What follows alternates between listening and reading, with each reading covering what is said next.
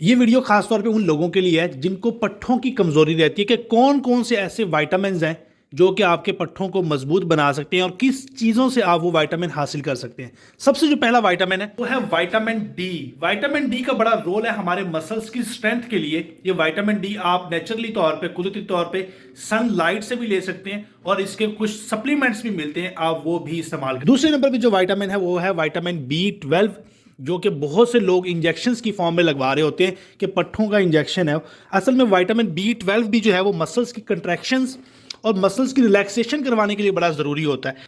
जो खास तौर पे जिनको पट्ठों का खिंचाव होता है तो उन लोगों के लिए विटामिन बी 12 बहुत ज़रूरी होता है। ये मसल्स की कंट्रैक्शन और रिलैक्सेशन के लिए बड़ा ज़रूरी है। और एनिमल जो प्रोडक्ट्स होते हैं, बेसिकली कोई भी गोश्त वाली चीज़ें या एनिमल प्रोडक्ट्स कोई भी हो तो वो विटामिन बी 12 से भरपूर होता है। पट्ठों का मसला है तो विटामिन बी 12 वो ले सकते हैं। इसके अलावा विटामिन बी 6 का बड़ा अहम रोल है, ख़ासतौर पर जिनको पट्ठों की कमज़ोरी रहती है। तो विटामिन बी 6 जो है बेसिकली जो पट्ठों को बनाने के लिए प्रोटीन्स होती हैं, बेसिकली मसल जो है वो प्रोटीन के ही मिलके बने होते हैं।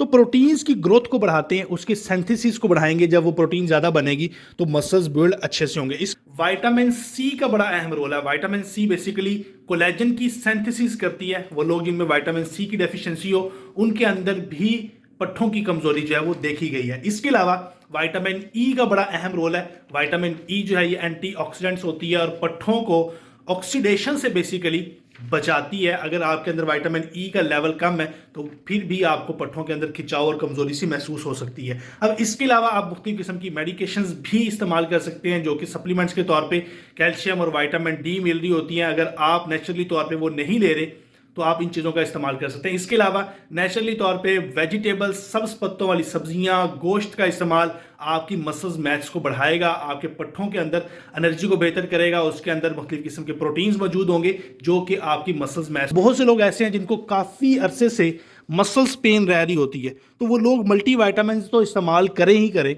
अगर उनकी मसल्स पेन ठीक नहीं हो रही, पट्ठों की कमजोरी बेहतर नहीं हो रही, लेकिन उसका डायग्नोसिस भी होना ज़रूरी है कि असल में वो हो किस वजह से रही है।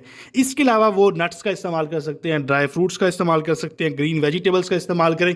अब इसके अलावा कैल्शियम बड़ा ज़रूरी है पट्ठों के लिए, मैग्नीशियम बड़ा ज़रूरी है, पोटाशियम बड़ा ज़रूरी है, जिसमें आप बनाना इस्तेमाल कर सकते हैं, खजूर इस्तेमाल कर सकते हैं। तो ये ऐसी कुदरती तौर पे नेचुरल डाइट्स हैं जिनको आप इस्तेमाल करके अपने पट्ठों की कमजोरी को बेहतर कर सकते हैं। लेकिन इसके साथ साथ वॉक करना, मसल स्ट्रेंथ करना, एक्सरसाइज करना भी बड़ा ज़रूरी है और डायग्नोसिस करना बड़ा ज़रूरी है कि ये असल में पट्ठों का खिंचाव हो किस वजह से रहा है। उसके लिए मुख्तलिफ किस्म की जो है वो डायग्नोसिस की जा सकती हैं। बाज़ औक़ात फाइब्रोमाइल्जिया की कंप्लेंट्स चल रही होती हैं, बाज़ औक़ात किसी और क्रोनिक बीमारी की वजह से, शुगर की वजह से पट्ठों की कमजोरी रहना शुरू हो रही होती है, या पट्ठों की इन्फ्लामेशंस की वजह से पट्ठों की कमजोरी हो रही होती है। तो उन चीज़ों को भी रूल आउट करना ज़रूरी होता है। साथ साथ आप नेचुरली तौर पर ये विटामिन्स लेते रहें और डायग्नोसिस भी करें ताकि आपकी जो पट्ठों की कमजोरी काफ़ी अरसे से लोगों को चल रही होती है, इन चीज़ों का कोई प्रॉपर ट्रीटमेंट हो सके। वीडियो अच्छी लगे वीडियो को शेयर कीजिएगा। शुक्रिया, अल्लाह हाफिज़।